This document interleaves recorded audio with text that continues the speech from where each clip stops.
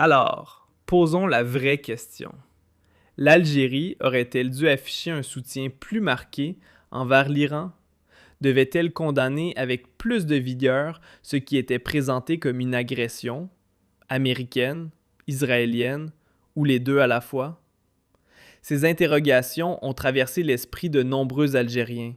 Mais soyons honnêtes, la mémoire collective est parfois étonnamment sélective. Et beaucoup ignorent, surtout parmi les jeunes générations, les coulisses complexes des relations entre Alger et Téhéran. Car derrière la façade diplomatique se cachent des réalités bien plus profondes. Des enjeux historiques, stratégiques et surtout sécuritaires. Et contrairement à certaines idées reçues, l'Algérie et l'Iran n'ont jamais été des alliés naturels, puisque la prudence, voire la méfiance, a toujours guidé Alger face à Téhéran. Certes, dans les années 2000, une tentative de rapprochement a bien eu lieu, l'Algérie cherchant à bâtir une relation solide, allant même jusqu'à défendre le droit de l'Iran à développer un programme nucléaire à vocation civile. Et elle a aussi soutenu, du moins sur le principe, la légitimité de la résistance iranienne face aux pressions extérieures et à l'influence israélienne dans la région. Mais, attention, derrière ces gestes, la réalité est bien plus nuancée qu'elle n'y paraît. Il y a eu même certains rapports médiatiques très malheureusement malveillants, puisqu'ils se sont basés sur des informations largement infondées et ont essayé d'imputer à l'Algérie la volonté de tisser une alliance idéologique et sécuritaire avec l'Iran, ce qui est complètement faux. L'Algérie a toujours voulu avoir des relations stables, durables avec l'Iran. Mais l'Algérie, elle, s'est toujours méfiée de l'Iran. Et ce que nous allons vous raconter aujourd'hui, c'est l'un des chapitres les plus sombres de l'histoire des relations internationales de l'Algérie. C'est que l'Algérie et l'Iran n'étaient pas du tout en de très bons termes durant la décennie noire, lorsque l'Algérie brûlait, lorsque l'Algérie était ravagée par les affres de la décennie noire, lorsque l'Algérie était divisée et fragilisée et profondément détruite par une guerre civile terrible et terrifiante, lorsqu'il y a eu des milliers de morts en Algérie. Eh bien, les relations avec l'Iran ont été extrêmement envenimées, voire même très graves et très tendues, puisque l'Algérie avait rompu ses relations diplomatiques avec l'Iran au début des années 90. L'Algérie avait rompu ses relations pendant au moins 7 ans avec l'Iran. Il était accusé par les autorités algériennes, au début des années 90, d'être l'un des pourvoyeurs du mouvement terroriste islamiste qui mettait à feu et à sang le pays, et était l'un des financeurs, l'un des bailleurs de fonds, l'un des plus grands soutiens du mouvement islamiste, le Front islamique du salut, qui voulait établir une république islamique. Certes, pas sur le modèle, pas en copiant le modèle chiite iranien, mais en s'inspirant de ce modèle iranien, à savoir rétablir une théocratie en Algérie, comme c'était le cas en Iran en 1979. Et des explications s'imposent pour que les Algériens comprennent pourquoi l'État algérien, quand il s'agit de l'Iran, essaie toujours d'avoir une position équilibrée sans trop se mouiller. L'Algérie ne peut pas se mouiller dans le dossier iranien, parce que le dossier iranien, ce n'est pas, comme le croient certains Algériens, un dossier d'un pays qui défend une cause noble, qui défend des intérêts nobles, qui veut incarner ou qui veut porter sur ses épaules l'axe de la résistance contre Israël et le sionisme. L'Iran n'est pas tout miel, tout sucre. L'Iran, ce n'est pas un pays d'anges qui affronte le pays, le diable absolu que sont les États-Unis d'Amérique et Israël. Cette vision binaire, manichéenne de la géopolitique, elle est complètement fausse. Parce que les Iraniens ont beaucoup de choses à se faire reprocher aussi, et ce n'est pas une puissance forcément qui joue toujours un rôle positif dans la région ou dans le monde musulman et arabe.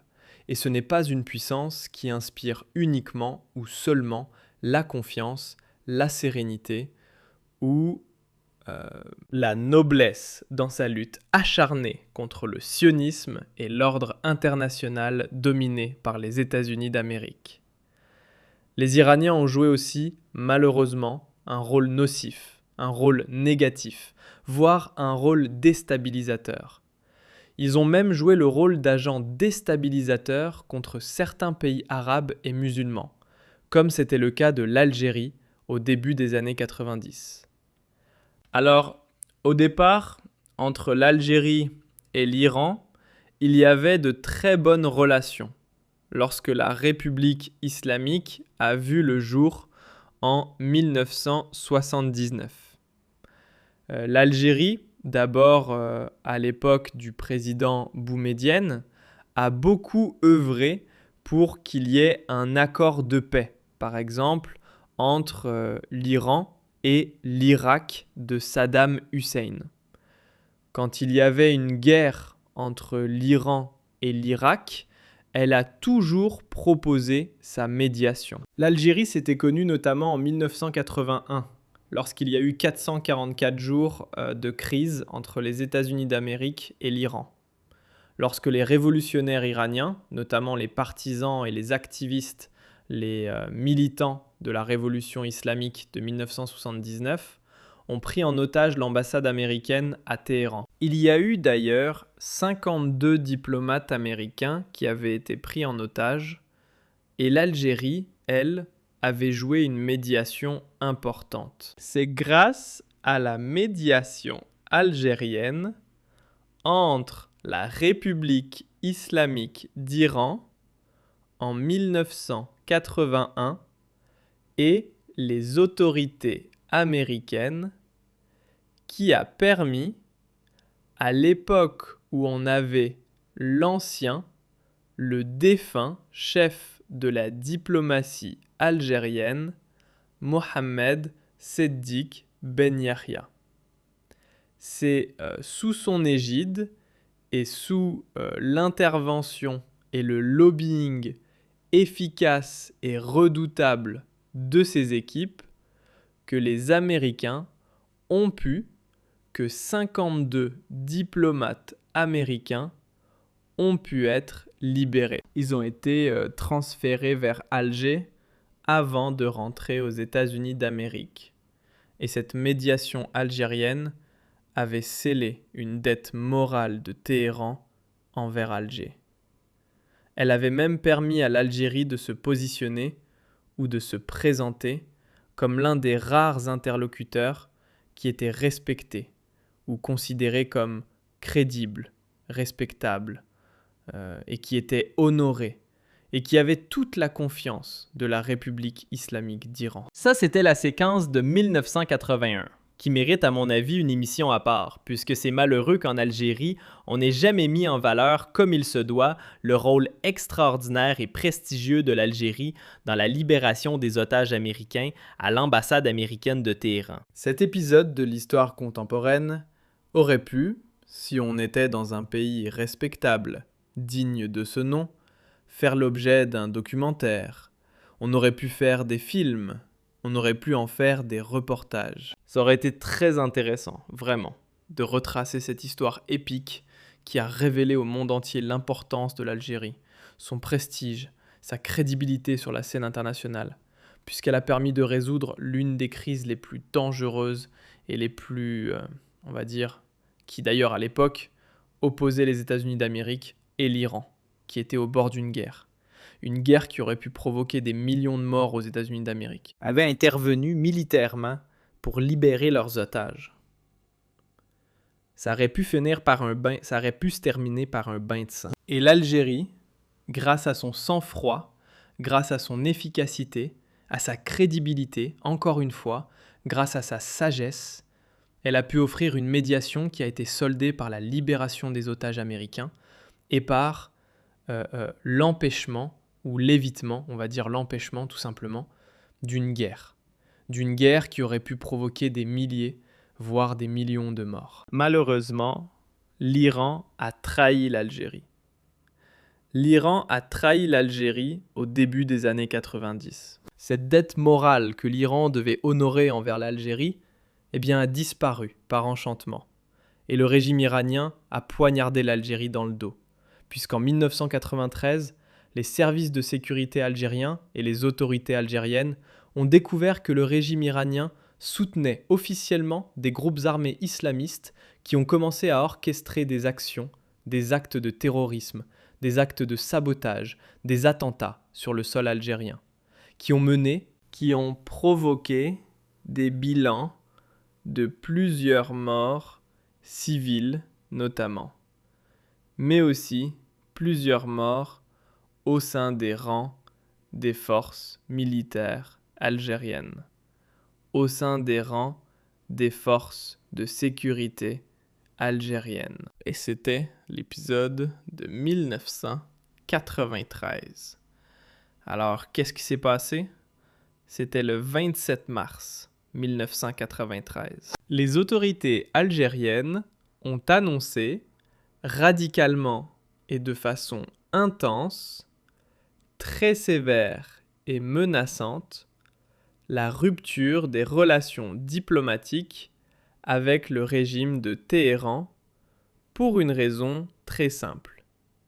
C'est que les services de sécurité algériens, l'État algérien, ont fait une enquête, ont découvert, avec des preuves matérielles et des indices concordants, que les autorités iraniennes soutenaient le mouvement islamiste, le FIS, et des groupes islamistes radicaux. Elles les incitaient à faire le djihad, à se rebeller contre l'État algérien et à recourir aux armes contre l'État algérien afin de renverser le régime algérien à l'époque et renverser l'institution militaire. Et donc de mettre en place en Algérie une république islamique similaire à celle qui prévaut, qui gouverne l'Iran. Même si, je le rappelle encore une fois, il y avait des divergences religieuses importantes, puisque le mouvement islamiste algérien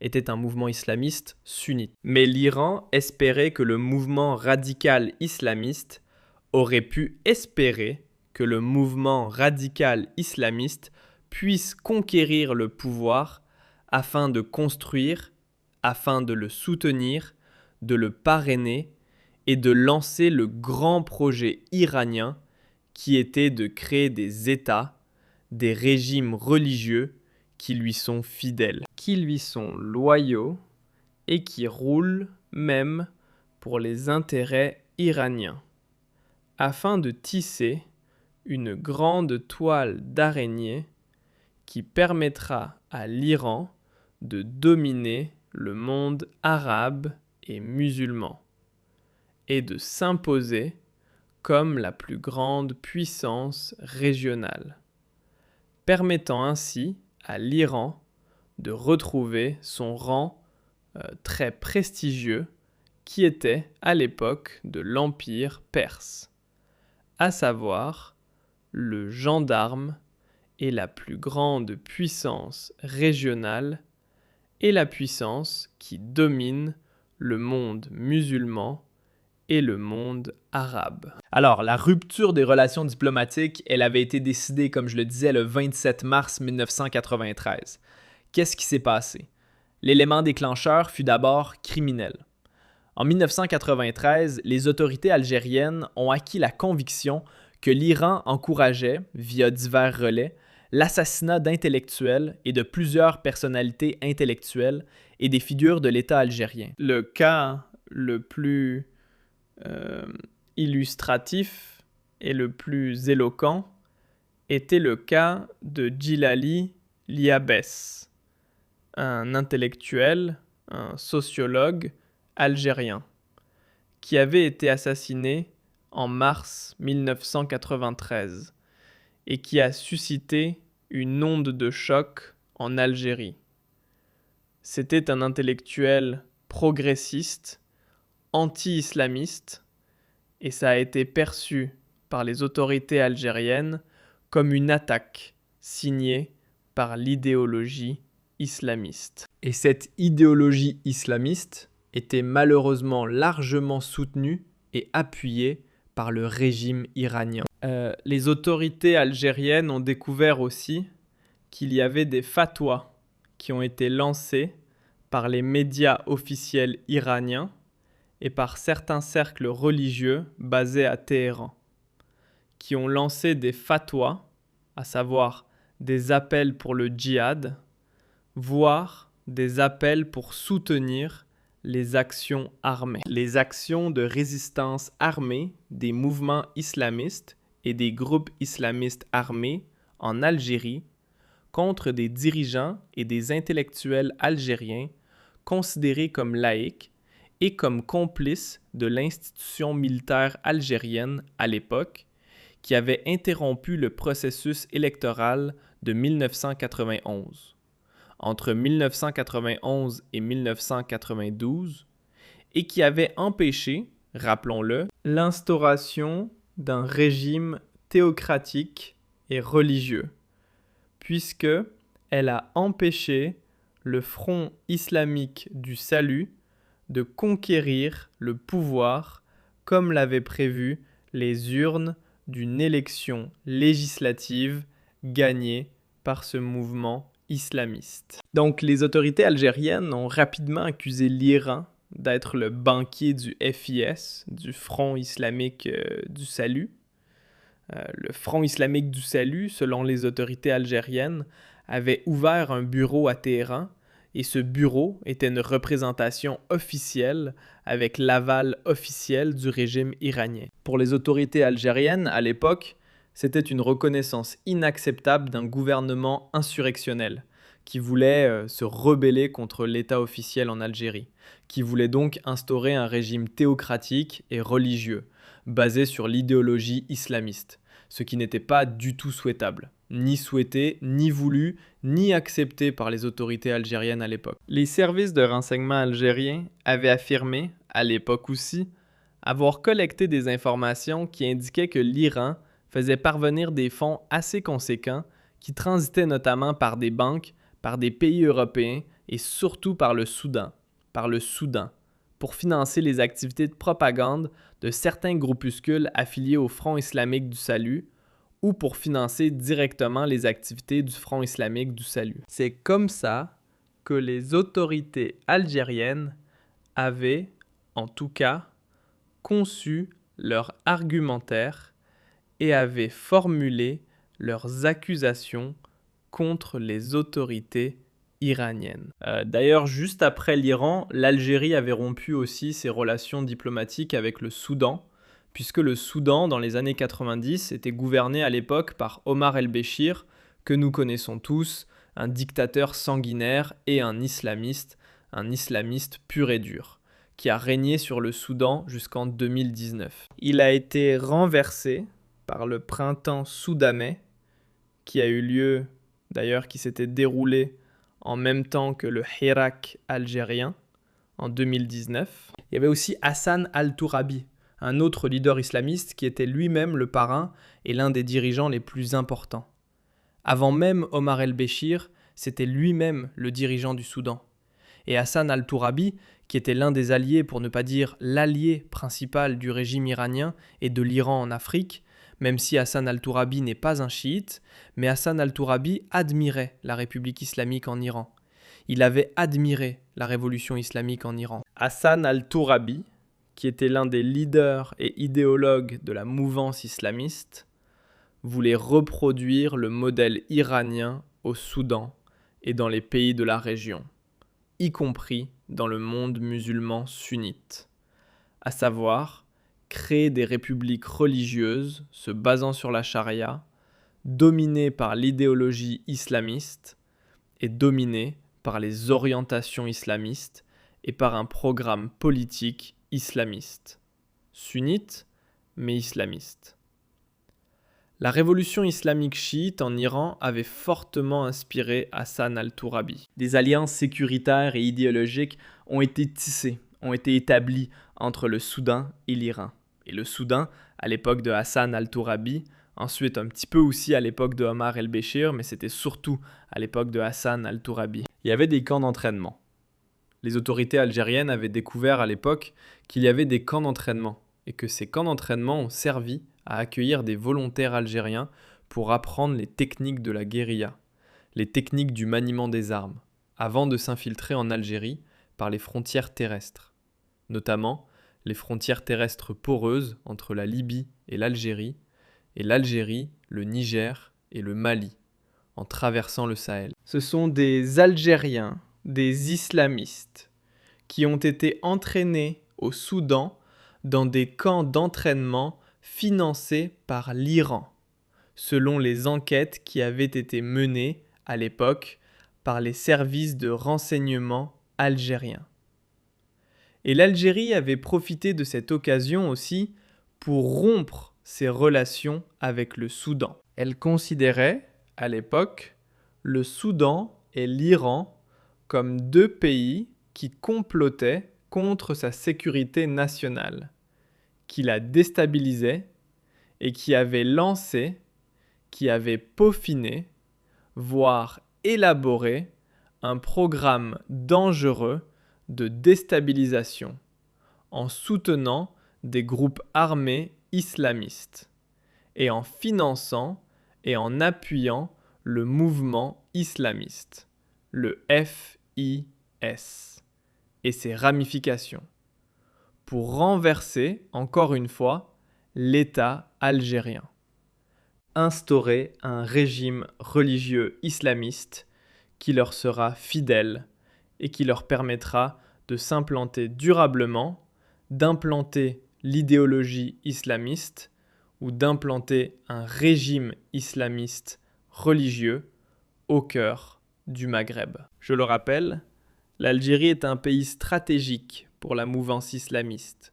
C'est le cœur battant du Maghreb et nous sommes à une demi-heure d'avion des côtes du sud de l'Union européenne, de l'Europe. Donc l'Algérie aurait pu être un tremplin. Si l'Algérie avait sombré